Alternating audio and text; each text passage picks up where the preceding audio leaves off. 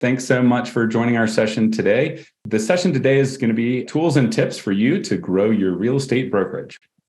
And this is between Brokerkit and Relitix. So my name is Jim Turner. I'm the CEO and co-founder of Brokerkit. Here at Brokerkit, we help residential real estate brokers ramp up their growth by improving their agent recruiting and retention. So just a little bit of background for me. I come from the technology space primarily in the early days, used to be in consulting, used to build products for other people, got into real estate as a side hustle, started flipping homes, got into kind of apartment buildings and investment, wanted to figure out how to marry my two passions of technology and real estate, and got into real estate software in 2016 and helped kind of found Brokerkit, founded another product that we subsequently sold. And, that's kind of my origin story. So Dinah, how about you? Yeah, thanks, Jim. As Jim mentioned, my name is Diana Zai. I'm the Vice President of Sales and Marketing with Relitix. I've been here with Relitix for about 3 years. It'll actually be 3 years next month. I'll be celebrating my anniversary. Relitix was founded in 2016. Gosh, it doesn't feel that long. But we're a data provider to the real estate industry. Unlike some other data providers that you may have worked with, we go beyond just providing MLS transactional data to our clients. What sets us apart, and maybe one of our major uniques, is that we take MLS transactional data, apply data science techniques such as data visualization, AI and ML, and others to provide insight that leads to better decision making. My background has always been in sales with a focus on customer-centric selling. So that means that I work with our clients to match their needs to the product or the solution that really is going to solve problems for them. I do have an industry background, worked many years as an agent, and also headed off our firm's agent coaching and agent development programs. So super excited to be here with everyone today. It's really good to see a lot of our clients on, and I just appreciate the time that everyone took to join us today. So thank you. Thanks so much. Okay, so moving on. So the problem we're talking about today is you're probably out there feeling a little overwhelmed. So, there's a lot of things to balance as a broker. And when I say broker, like think broker owner, managing broker, or someone in the leadership team. You've got to balance recruiting, coaching, and kind of the sales side, pipeline development, which is tough. And when you really want to scale your business, there's not enough time in the day. That's what everybody says. What do you need? Well, more time, right? So how do you balance all of these things and be more effective and actually scale your business? So when you look at kind of your business, it's the same in a brokerage as really most businesses. You really have two primary funnels, the sales funnel and the talent funnel. So most of you probably came up through sales, right? You likely started as an agent, maybe had other sales roles before that. Most brokerages are super focused on that sales role because the people that lead the brokerage started in sales, right? And you know it. And there's a lot of coaching, training systems around selling within a brokerage, and I mean selling homes, right? The agent focuses on selling homes. There's well-known metrics, conversion rates, training systems, and all those things. But an agent creates value by selling homes. A broker creates value by scaling a team of producing agents, which is really the talent funnel, which is a totally separate funnel. Most people don't look at as a funnel.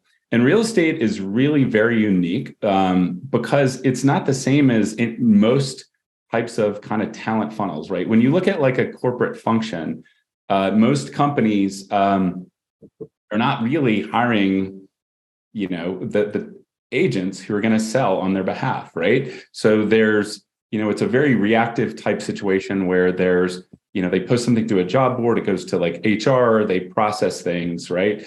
Within a brokerage, it's how you scale your business is building that team of producing agents. And what we believe is that you need as much rigor in terms of people process tools around that talent funnel if you really want to grow your business. And that's what we're going to talk about today. So when you look at, one of the most common challenges, and this year in particular, this is probably something that's hidden home is the cost of attrition is quite high, right? And you're probably looking at those hard costs like, oh, how much did it cost to kind of recruit that person, or my background checks or things like that. But there's a ton of soft costs too, in terms of all the time that you and your leadership team are spending in terms of ramping people up, all the lost knowledge when it leaves, and all of the loss in productivity when people kind of walk out the door. And a lot of time goes to that. So what that means is you need to look at it as a funnel, just like the sales funnel, you need to look at it, right? So just looking at kind of the three components of a funnel, and it's the same in your sales funnel. In the sales funnel, it's like, I need leads, I need to close them, I need to keep my clients happy so I get referrals. On the talent side, it's I need to find agents, I need to land them, and I need to help them be successful and retain them, okay? So when you look at recruiting versus retention, we like to think of them as recruiting is like kind of the chocolate in your diet. A lot of people immediately think about this. Just like in sales, everybody loves to talk about new lead sources and new technology to kind of send them leads, right? But if you're not closing those leads, right, they're not most efficient. And if you're selling a client, but then they're not happy, you're not going to get the word of mouth and the repeat business. Same thing with your own agents, right? Leads are great. They're the recruiting, they're the chocolate that you get excited about, and that's going to be the new agents. But you also need that broccoli, which is going to keep you healthy, which is how do I keep those people around and help them be successful? So let's just start out with breaking that apart: find, land, and then retain. So when you talk about finding your perfect agents, it's just like a sales funnel, right? You need leads, and you can generate them via outbound prospecting or inbound, and then you need to qualify them. So let's start with outbound. So the primary sources of outbound prospecting that we see is into lists, and those are primarily MLS agent production data, cooperating agents, which is the agents on the other side of transactions, real estate schools, new licensees. I'd see some people in Canada out there, and this is probably more relevant for the US, but all the states, you can download the new licensees and prospect into those, and then event attendees. And that's whether you go to kind of events within your board or you host events, especially if you're looking for new agents.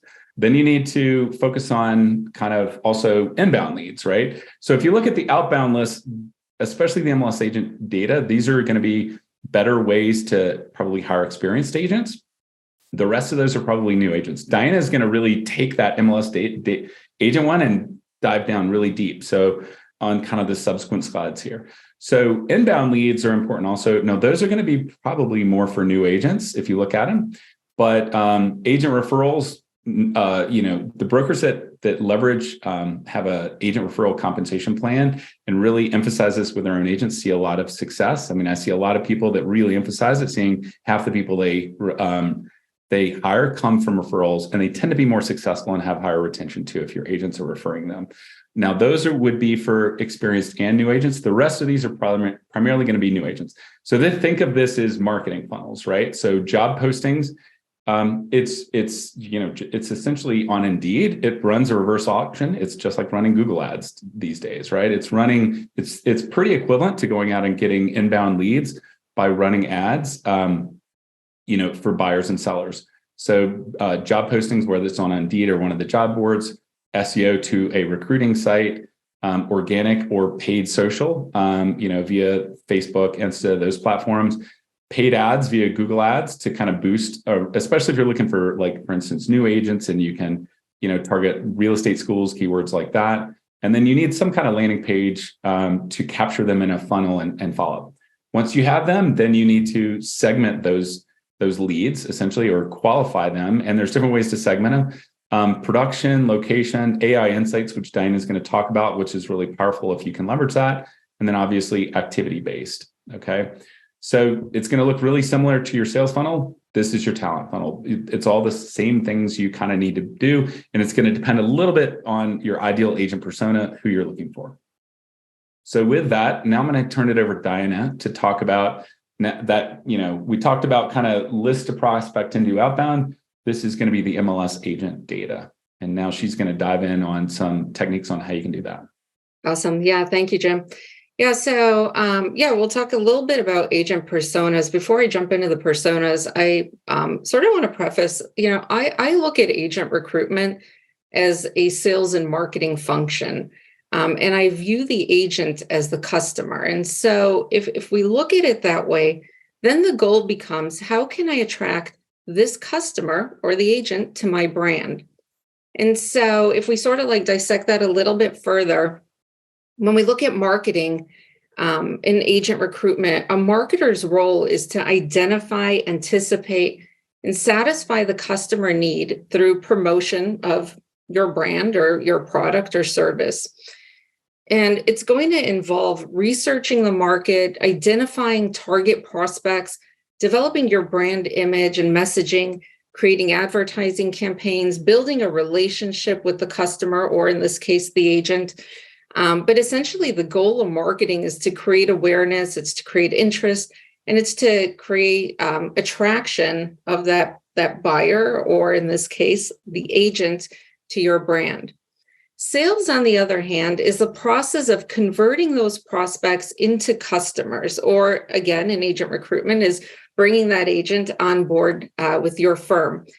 And it's going to involve building a relationship, understanding their needs and wants, presenting to them in a compelling way, handling any objections that may come up, and essentially, and finally closing that sale or recruiting that agent. So really, the goal of sales is to bring agents on board and increase company revenues. And so if we start to look at it that way, at the very most foundational level, or the very first step that you want to take, we need to begin with the question, who is my target customer? Or again, in the case of agent recruitment, who is my target agent? What do they look like? What is their persona? And I think that begins with first defining your value proposition. So asking the question, what does our firm do? What do we do better than any other firm in our market? And why would that agent join our firm? So think about what kinds of agents your message resonates with. What kind of agents are you attracting? So for example, are you a luxury brand? And do you attract agents that deal in the high-end home market? Or are you a firm that offers a lot of training? Like you are known for your training and coaching programs and all of the support that you give to agents. And so if you are a firm that really has a strong coaching culture or a strong training culture, you may attract a lot of newer agents that are looking for that support. But I think that's where we sort of need to start at a foundational level. But once we've dialed in our agent personas and matched a value to each agent persona, like for example, we're looking for newer agents, and we're going to lead with the value proposition of we've got this great training program, we've got a mentoring program, we've got this great tech and to keep you organized, or whatever that may be. But once we've got that really clearly defined, it's going to better position you to customize your outreach and produce more targeted marketing. And so we just sort of listed out a few of the personas here that you can see. So I want to talk a little bit about artificial intelligence. And this is like exploding in popularity. And recently with the advent, obviously, of ChatGPT, it's sort of like triggered the AI revolution. And so we hear the AI advantage being thrown around, but really, what is that? And I first want to define what artificial intelligence is. And it's sort of a broad umbrella term. When you say AI, it's sort of a broad, high-level umbrella term that encapsulates anything that has some element of machine intelligence to it. And so at Relitix, we're using machine learning, and machine learning is defined as a subset of AI. And it's essentially the science of getting computers to think and act as human. And so we feed these models huge amounts of data. From that data, it identifies certain behavior patterns that lead to specific outcomes, and then can start to make predictions about future outcomes based upon what it's learned.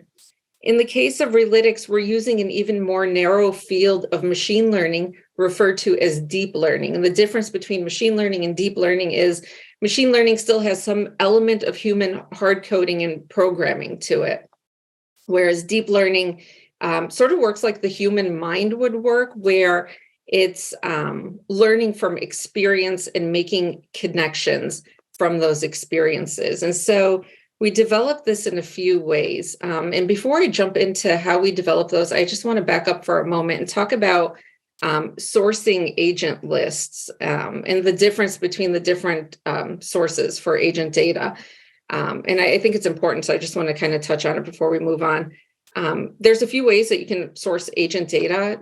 Most MLSs do provide members with some basic data. That data typically includes like the agent's name, maybe some basic production stats, and it may or may not include contact information, although I'm finding MLSs are masking contact info more and more. You can also get data from a basic data provider, which will give you a little bit more than the MLS is giving you. So they, instead of going back a year, they may go back 2 years. They may give you things like first transaction date, stuff like that, and a little bit more contact info. And then, as I sort of touched on earlier, the difference with Relitix is we're pulling a really robust data set. In fact, most of the data that we get typically will go back 8 to 10 years. So we have a tremendous amount of historical, but we're also using that data to develop Relitix specific analytics that are AI powered, which I'll go into a little bit more here.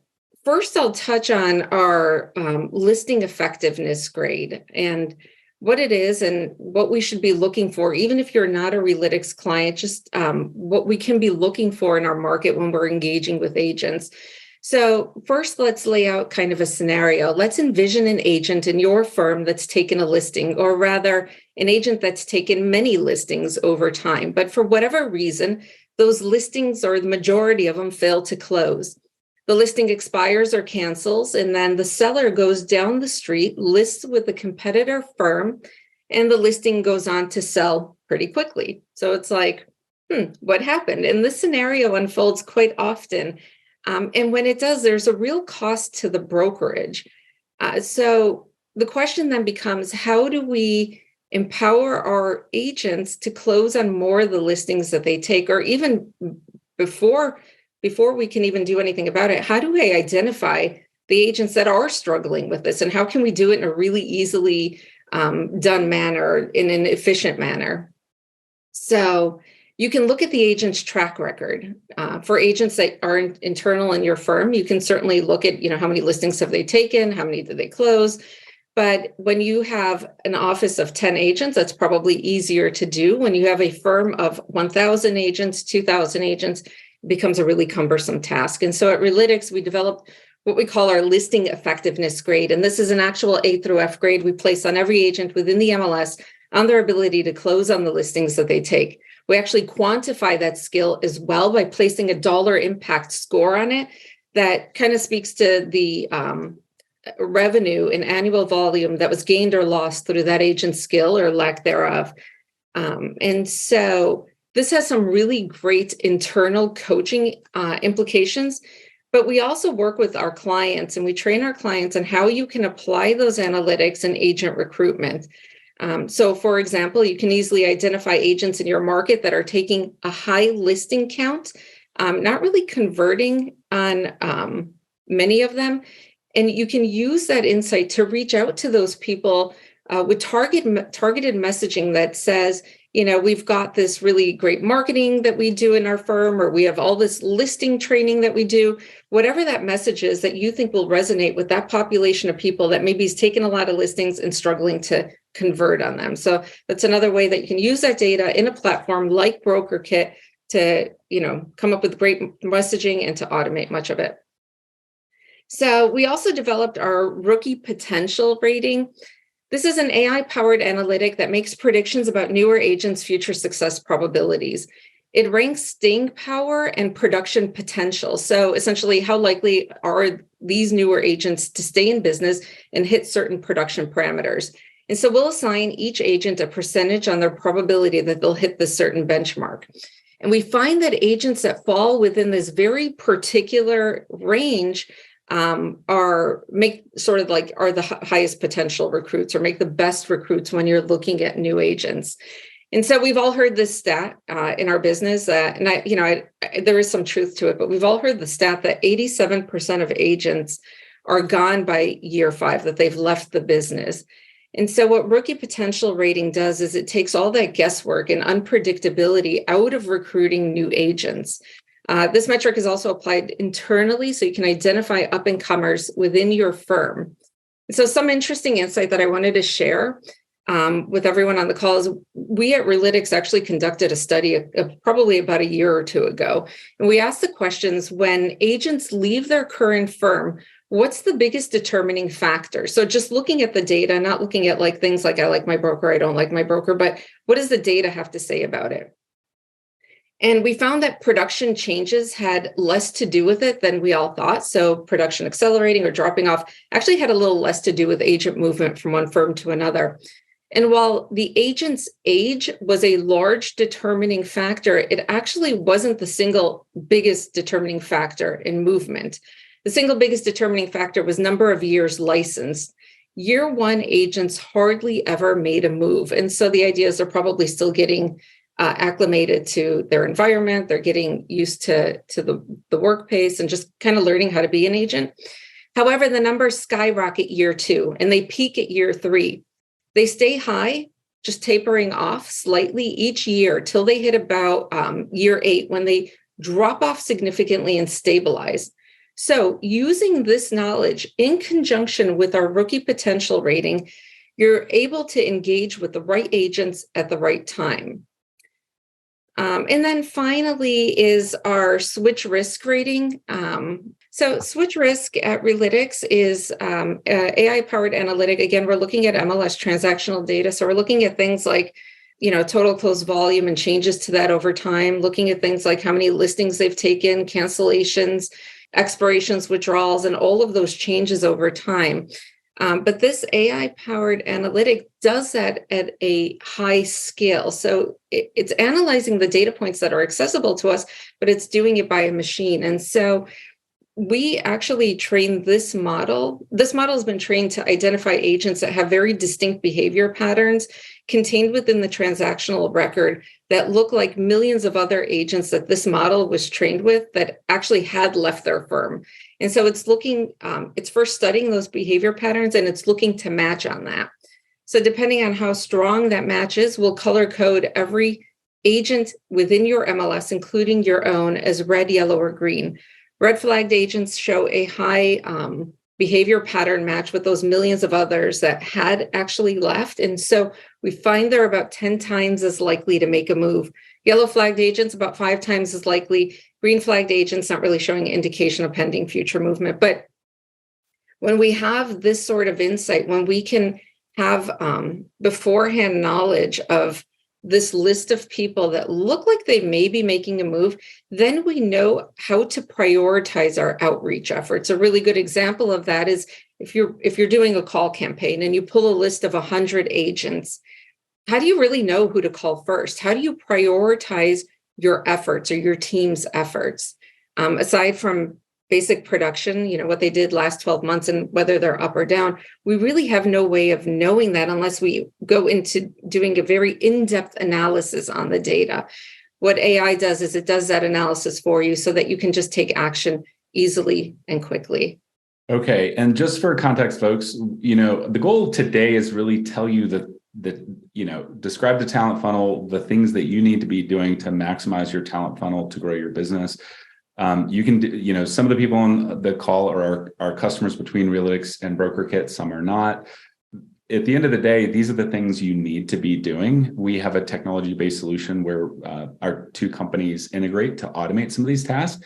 But these are the basic tasks that, honestly, you can use Gmail and Google Sheets to do these things. These are the things you need to do if you want to grow your brokerage.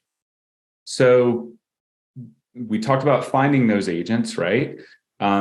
Just like any funnel, once you have kind of the leads, now you need to kind of close them. So let's talk about what we need to do to land those agents. So think of Relitix as the insights. Brokerkit, via our integration with them, pulls those insights into Brokerkit and helps you try to turn those insights into action and take those people that are your ideal agent and then close them. And think of the power of that, right? What that means is by leveraging those insights that Diana just told you about, you're going to save a ton of time by reaching out to people that are the best fit for you and not wasting time with people that aren't a great fit. And when you send them, you can segment a list, send them highly targeted messages that are much more relevant, and it's going to cut through the noise.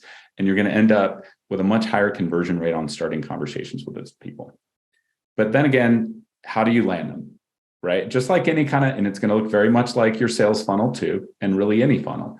So you need to first build the relationship and, start a conversation with these people, start a relationship. So, we're a big fan of events, doing things, they got a little out of fashion with COVID, but face-to-face is always great, whether they're events, with your local kind of board, industry events, or, if you're looking for new agents like career nights, things like that, those are always great. You can also start conversations via outreach, just reaching out to them, right? If you're doing this at scale, you're going to find that you need to manage these somewhere so that you can kind of keep track of all these people and all of the associated tasks. That can be in Brokerkit, that can be, again, in a Google Sheet. Somehow you're going to have to kind of track that. Now, these days, we're a big fan of multi-channel, multi-touch outreach, okay? And this is where it gets a little tougher to do it at scale without automation, right? And if you've got 2 agents, maybe not an issue with scaling. Once you get to 25, 50, 100 agents, then it becomes a little more challenging to do these things at scale. So in terms of multi-channel outreach, what doesn't work great these days is just send a generic marketing newsletter out to your entire MLS once a quarter and expect that a lot of people are going to reply back as hand raisers and say, sign me up, I want to join your brokerage, right? It's about meet them where they are, right? And that's what multi-channel is about. Call, text, email, social media, leverage video where possible, and appointments. Some people will reply to text. Some people hate getting texts. Some people reply to emails, not at all. One thing that's going to help in all those contexts is video. Video is very compelling content, and it's going to help you stand out, whether it be via email or kind of text. Just picking up the phone and calling people. Now, think of like the text and email and social media touches are probably warming them up so that when you have a call, it's not a cold call, it's a warm call. But at the end of the day, you kind of have to talk to these people and you're going to have to pick up the phone and probably call them, right? The other media are really helping you kind of warm them up before you talk to them. Video in particular is really going to warm them up though. One of the things that we believe is really untapped right now is social media outreach as part of this, right? And one platform, what we most commonly see is Facebook and LinkedIn. We highly recommend LinkedIn. The reason is people see it. It's very high. It's not like, these days people get so much email that their inbox fills up. On LinkedIn, it's novel. They don't get that many. They'll tend to see them. You're going to have a much higher response rate. So we really recommend leveraging that. Then there's multi-touch outreach, right? You need to cut through the noise, okay? So if you just send kind of one email and say like, hey, love to have chat, call with you, and then that's it, probably not going to work well. To start a conversation with people, you need to be prepared to kind of follow up. If you typically hear from people in the range of 9 to 12 touches. So if on average you're reaching out 5 times, you're probably spending too much time reaching out on people that you didn't push enough to get to the point where they started a conversational. As part of that outreach, what works well is a mix of informational and conversational. We believe that you need to think very clearly in all your communications. Is this going to be conversational or informational? Informational works well when you're sending things like HTML emails, inviting them to an event, or providing some kind of best practices. When you're reaching out one-on-one to someone and you really want to start a conversation as opposed to provide information, it needs to look like a personal message from you, right? Which means short messages, 2-3 sentences, and on a question, just try to reach out and start a conversation with them. You're going to need to kind of have a way to manage these tasks, right? So when you're talking multiple touches, very hard to do when in a spreadsheet kind of at scale. You're probably going to want to leverage campaigns in some capacity to automate that. And you're gonna need a way to figure out on what is actually kind of converting in terms of content. But starting these conversations at scale is what's going to lead to those conversations. So, okay, so now you landed them. You're going to get an appointment. You're going to start a conversation. You're going to try to close them. Now you need to retain them. This is the broccoli, and I think it's on top of mind in 2023 for everyone, right? How do I help my agents be successful and retain them? So number one, you have to be very, very organized and rigorous in how you onboard people. It needs to be pretty well scripted out, organized, very professional, but you need to focus on getting them to first value. So the question is, at what point is an agent a success for you? Typically, when I ask that question, they say within 90 days. And what it means for success, if you want to retain them, it's their production. So how do I get them to production as soon as possible? Your onboarding needs to be focused not on what information can I provide them, but what do I need to do to get them to sales as soon as possible to help them be successful, because that's what is going to help retain them. So scripting that all out and developing kind of a program is important.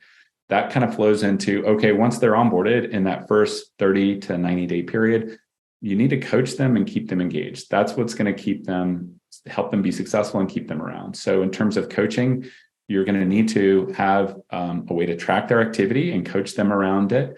You're going to have to, and also their production, you're going to have to keep in touch with them via outreach. Video is a big part of that, and giving them kind of tips. You're going to have to manage those tasks and manage all your coaching appointments too.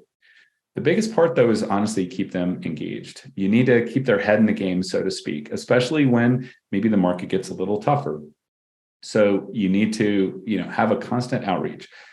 Bulk emails are great, but one-on-one touches with everybody on a regular basis is what really helps to build that relationship, and where you can give them that individual kind of coaching opportunities. The big thing we would say, though, is have a training calendar that's pretty regular, sales meetings, trainings, and just text them, get them engaged, keep them in there, get them into your office where you can. That's how you're going to kind of retain your agents once you get them on board. So again, all things you can do in Gmail, Google Sheets, but the things you should be doing. So what does that mean? So the promise is, if you think of this as a funnel, right? This is a mindset change. Most people think of recruiting as I'm selling, and then I'm going to try on the side when I have time to recruit.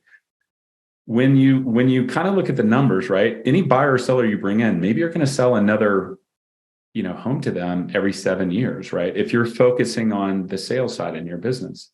But if you're bringing in producing agents, they're going to bring in sales consistently through time, and it's going to help you scale your business. And it's a much more, it's an more important way to scale your business when you get at a certain point than sales. Now, you may need to do a little sales initially to keep the doors open, but once you can, this is how you're going to scale your firm, by finding those ideal agents, landing them, onboarding them, and retaining them. So it looks like a funnel, right? So this looks exactly like your sales funnel. You need to capture your leads, manage them, outreach, campaigns, onboarding, and retention.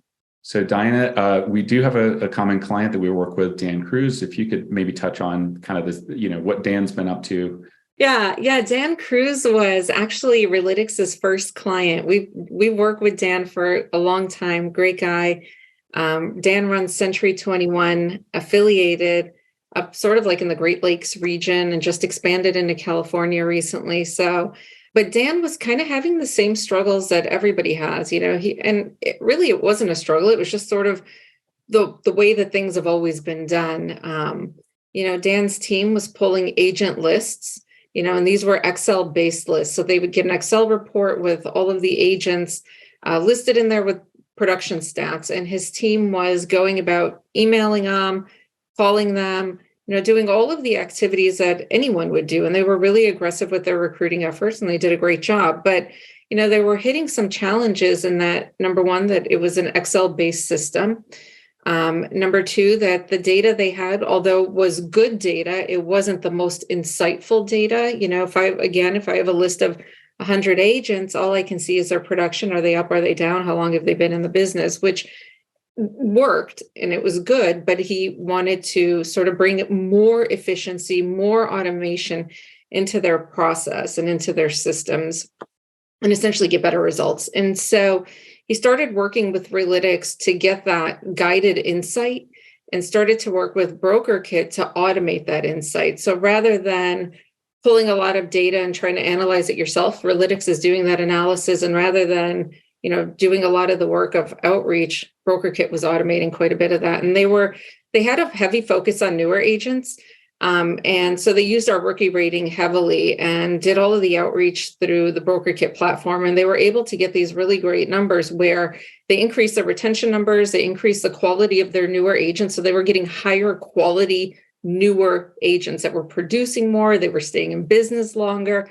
And, he was so thrilled with how it all came together. He gave us this great case study and great testimonial. But, Dan's team was kind of dealing with all of the struggles and the challenges that we all deal with in sales and marketing. I had the same struggles in my sales and marketing journey where, I've got a list of all my prospects, and, to be able to have an integration, like have the most insightful data, but also have the integration, which I don't think we really have touched on or really impressed on. With the integration between Relitix and Brokerkit, all of that data is flowing right into Brokerkit. So you don't have to pull an agent list. You don't have to map the fields. You don't have to upload it and then go through this process every month. So it brings a tremendous amount of efficiency to the system. And so, you can see Dan was able to retain 98% of his revenue or his volume, I should say, from one year to the next, and just had great outcomes. I mean, I think that's it for me. Thanks so much from everyone, your time today. Again, feel free to, go grab the QR code, sign up. Love to talk to you more. If you're not a customer, if you're a Brokerkit customer and you have any questions about this, about how any of this functionality works, just email help@getbrokerkit.com and our customer success team can help you. And then Dinah, on your side, if there's any customers that have questions how this would work, maybe who should they mail? Yeah, if you're interested if you're a Relitix client and you're interested in the Brokerkit integration, email us at sales@relitix.com, and then somebody will reach out to you and give you all the information that you need about that and how it works. Awesome. So, I just want to thank everybody for your time today. It was awesome hanging out with you. It was great to see some of our clients on here. Just a lot of fun. So, thanks, everyone. Have a great day. Thank you. Bye-bye, everybody.